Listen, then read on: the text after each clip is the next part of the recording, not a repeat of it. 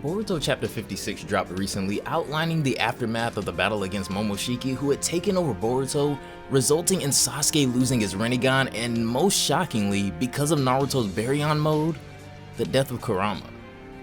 Needless to say, this was an emotional time, but Kara, although weakened heavily, still lives on, so Naruto, Sasuke, Kawaki, and Boruto head back to the village as soon as possible to heal and share intel. The Leaf Shinobi barely escaped this battle with their lives, as Boruto specifically feels the effects, trying to mentally cope with his role in what happened as well. But as the chapter starts off, Boruto seems to be in high spirits as we see him doing an interview on live television. The interviewer insists that it seems it was Boruto whose cleverness kept the damage to the village at a minimum, but without revealing too much about the situation, Boruto insists that he was actually unconscious most of the time. The interviewer asks him about the jutsus that everyone saw him use that pretty much swallowed up that Otsutsuki whole, and this is when we can see that Boruto is starting to kind of wish that this were over already with all of these questions. Back in the medical ward, Amato and the nurses are checking up on Kawaki as it seems his arm is nearly back to full recovery. "How's the rest of you feel?" Amato asks Kawaki, as he responds that everything feels pretty much normal and his hand feels just like it used to. "I'm speechless," Katsuki says, admiring Kawaki's recovery. "I didn't expect him to regain his hand so quickly and without any signs of rejection." This is when Amato explains that because his hand was engineered from his own cells, of course there would be no problem, as this is something he came prepared for. Something like this wouldn't be possible with an ordinary human, Amato says, had his entire body not been a scientific ninja tool. Back at the interview, it seems things are finally wrapping up here as the interviewer concludes the show with everyone giving a final round of applause to their hero, Boruto Uzumaki. Sarada from a couch in the lounge with the others makes a comment about Boruto acting all moonstruck being on TV, but Shikadai makes the point that this is just as hard for Boruto probably. He's putting on a brave face, but he's more depressed than any of us. They're keeping the stuff about the karma and his rampage under wraps to not cause panic in the village, he says. Plus, he can't go on any missions right now because it's too dangerous, Mitsuki cuts in, expressing how unbearable this must be for Boruto as well. The no mission rule also applies to us, Sarada adds. We no longer have a 3-man cell, so Team 7 is officially on hiatus. Shikadai admits that all of this parading Boruto around like a hero may have been his dad's idea, since it was Shikamaru's decision to halt Team 7's actions and put Boruto under strict 24-hour watch. Well, Mitsuki says, in regards to Boruto's karma at least, they can't just sit around and do nothing forever. They're gonna need to be proactive. Maybe Master Shikamaru has an idea or two, he says, as Shikadai can only hope that he's right. With Team 7 pretty much suspended for the time being, Boruto and the others are pressed for time, with him becoming more and more Otsutsuki with each passing day, already being around 80% complete. The Ten Tails is still active, however, and the final member of Kara has been harboring a wicked secret. Naruto and Sasuke have both suffered extreme losses, but without them, Kara may still have their way as the final member makes his move in today's chapter. If you guys want to check out Boruto, Naruto Next Generations for yourselves, I always recommend sites like Viz Media and the Shonen Jump app to always support the official releases, so be sure to go check them out. If you guys haven't already, be sure to have that notification bell turned on to never miss a single upload as soon as they go live, and if you have been enjoying all of the anime content recently, consider leaving a like on this video as well. It really helps out a ton, guys. Don't forget to follow on both Twitch and Twitter to stay up with me and all anime related content. But without further ado,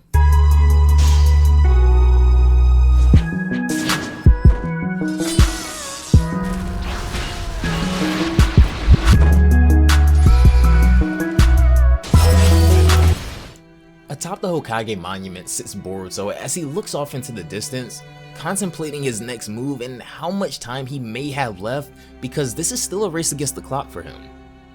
Down below, some schoolgirls spot him, but as soon as he goes for a wave back, he notices the karma on his hand again and quickly puts his hand down. What a huge bother this whole celebrating thing is, a voice says from behind him. This is when we see Kawaki appearing near Boruto, as Boruto replies to him that if he's just gonna poke fun at him, then just go away.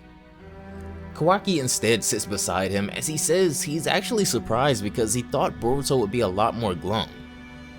Boruto says that he actually doesn't know how to feel or act or what he should be trying to do about it. Well, based on what we've learned so far, Kawaki says, both of our bodies are almost completely Otsutsuki at this point. And for you in particular, he goes on, the Otsutsuki data is continuing to extract itself from your karma. When that's complete, the moment you finish becoming Momoshiki's vessel, you, Boruto, will disappear somewhere and he'll supposedly resurrect in your body. Boruto looks down at his hand again, depressed, as he says it really sucks and he feels like he's stuck in a nightmare. This is when Kawaki says that he does have an idea that Boruto may be able to try, but what he says next is shocking to say the least.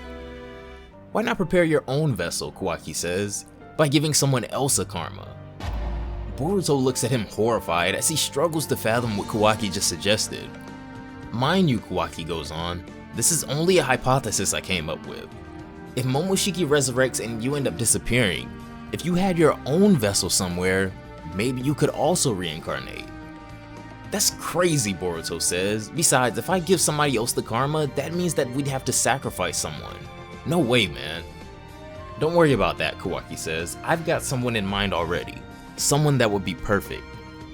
His name is Code, he says. He's the only other guy to have survived Jigen's ritual. Code? Naruto says as we cut back to the Leaf Village where he's in discussion with Amato and Shikamaru. What sort of person is he? He's the last inner of Kata left, Amato explains.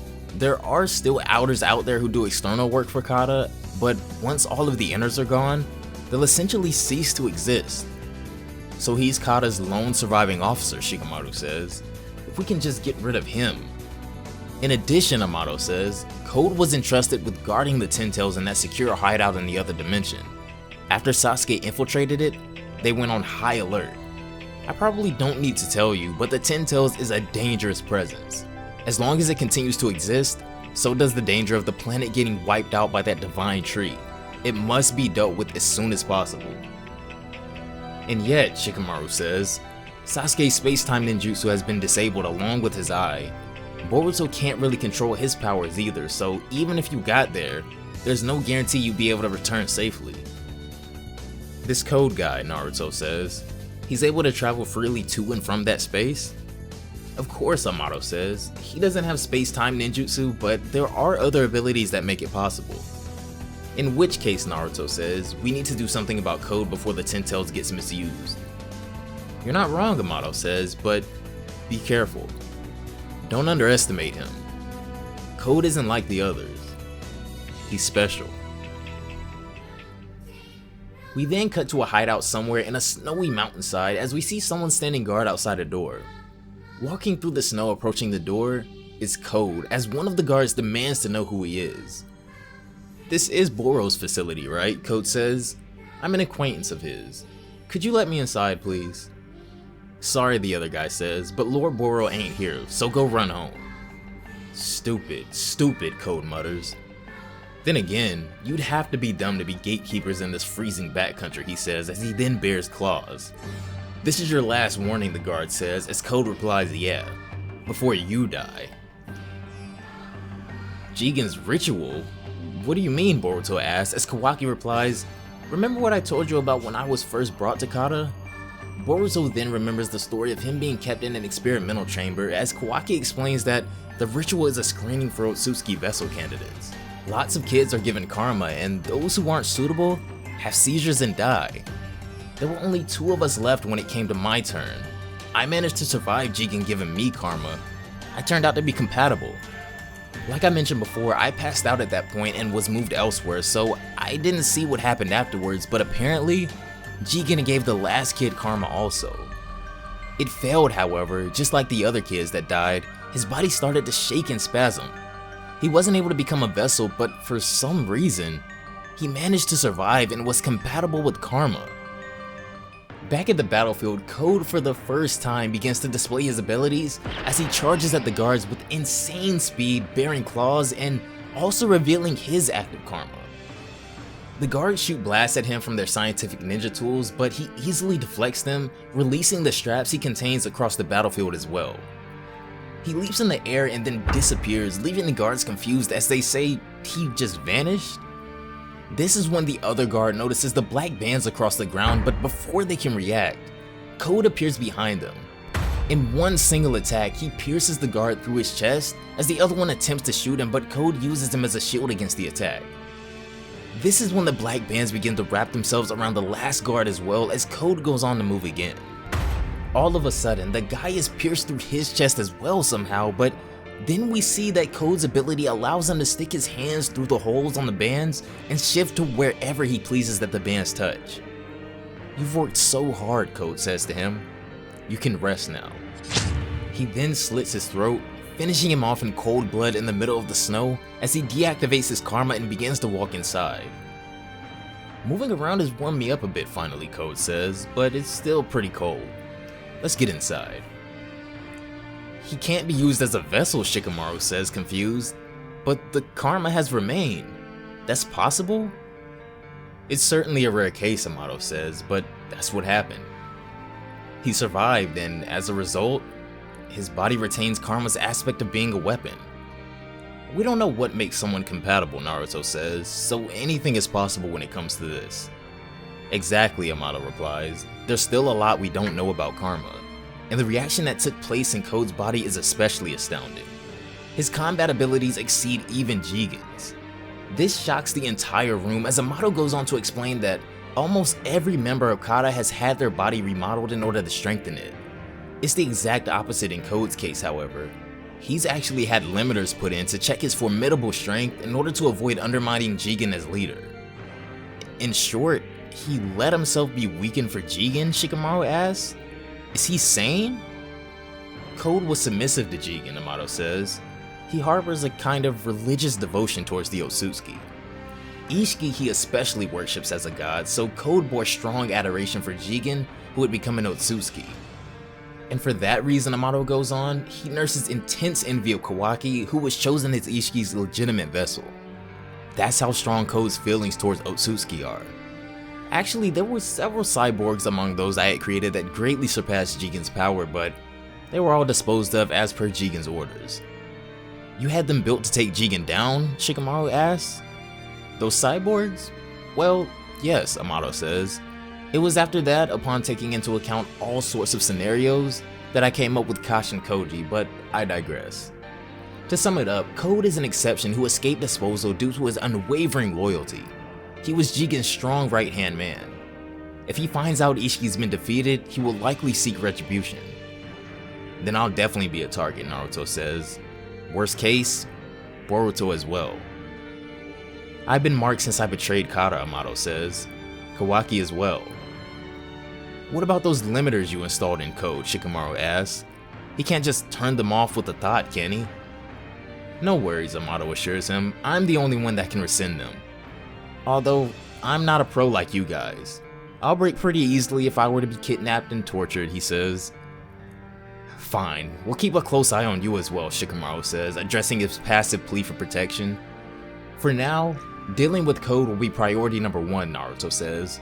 I want to share intel with the other villages. Shikamaru, make the arrangements," he says. Atop the Hokage monument, Boruto and Kawaki still sit as Boruto ponders Kawaki's idea. "I never thought about implanting this on someone else," he says, "but now that you mention it, I do feel like it's possible.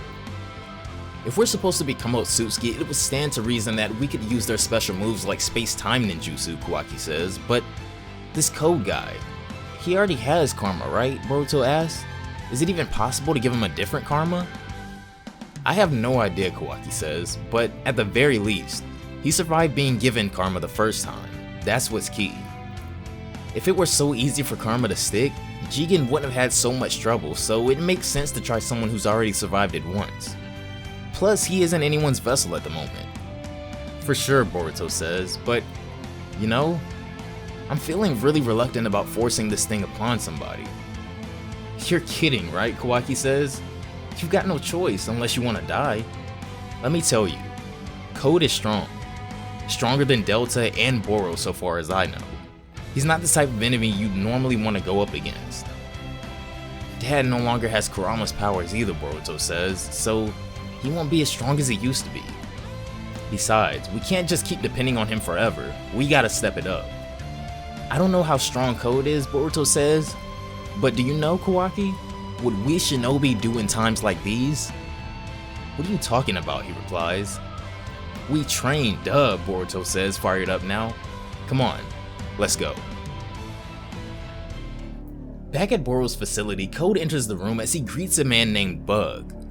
My word, if it isn't Code, Bug says. What are you doing here?